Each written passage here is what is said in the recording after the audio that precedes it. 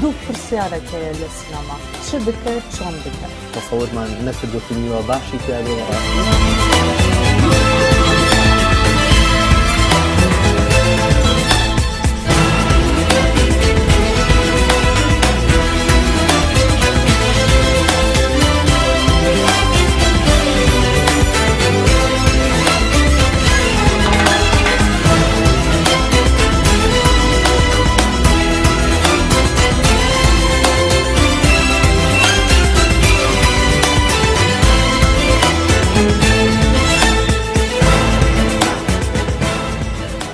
ئەگەر تۆز زەفر مۆشی کوردی کار کرد بێتەوە زەفر پەرەمانتی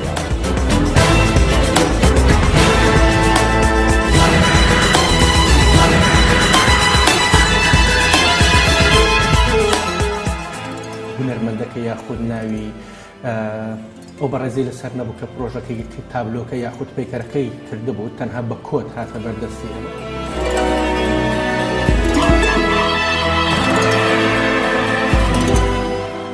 ئێمە سوپاسی دەستگای ڕوانگە دەکەین کە توانی پاڵپشت بێت هەروەها وەکو تەشجیعێک بێت بۆ گەنجەکان.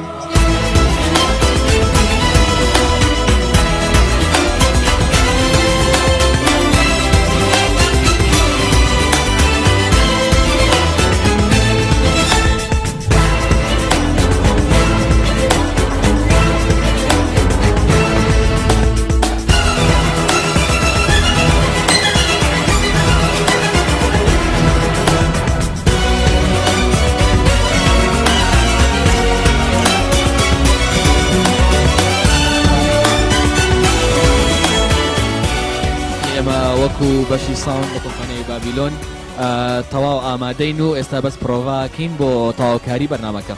ئێستا هەندێک خۆبەخشمان دەبێتن سێکشنەکان بە ژمارە دابەش دەکەین. I think it's very good step to help young people to achieve their dreams.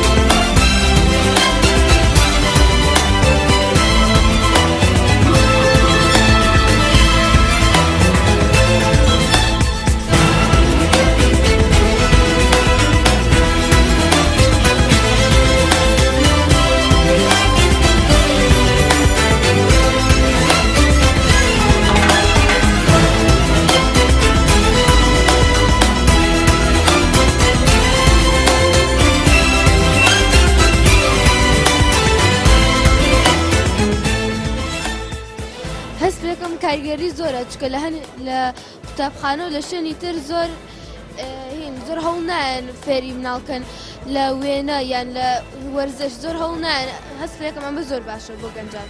فیستیڤالێکی باشە دەستخۆشکەریانی یەکەین هیوادارین پەرە بە پرۆژەکانیان بدەن دیارە پرۆژەکان لە بواری خزمەتگوزاری و کۆمەک و هاوکاری و پەرەپێدانی توانای گەنجان و لاوانی هەم وڵاتەمانە دڵنیام ئەو گەنجانە هەستەکەن کە کەسانێکی تر هەن دەرگایەکیان بۆ ئەەکەنەوە خۆزگە چمکی تریشە بواە وەکو شانۆ و وەکو سەما و جگەنج تەمان کە ئەم خەڵاتەوە دەگرێت زیاتر تەرجیح ئەبێ زیاتر بەرەو پێشەچێ حەز بە بوونی خۆیەکە.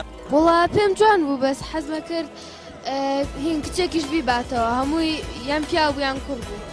و هیوادارم لەو جۆرە گروپانێکەوە ڕوانگە دروست دەکرێت زیاتر بێ بۆ ئەوەی کە لاوان زیاتر بەرە بەتواناکەریان بدەن. ڕاستی من زۆر دڵخۆشم چونکە بە خەڵاتێک مەزنمی بوومە سپۆچە دەستگای ڕەوانگەشکن یەکەمین دەستگای کوردستانی هەڵپشتیە گەنجات بێت. بەڕاستی خەڵاتی ڕوانگە وەکو سەکۆیەک تعبیر دەکەم کە گەنجان لاوانی ئەم وڵاتاتوان بەهۆیەوە توانەکانی خۆیان بە تاریخ بخەنە ڕۆشنایی. وڵاهی ناتوانم بەدووکەریمەوە هەستە دەروڕم لە ژیانم ڕۆژی ئاخۆشمە دیکە. بەڕاستی گەنج زۆر هاندەدا لە بۆ بەرەو پێشتونی خۆی لە بۆ بنیاتنانی خۆی شتێکی زۆر سەرکەوتوو بوو.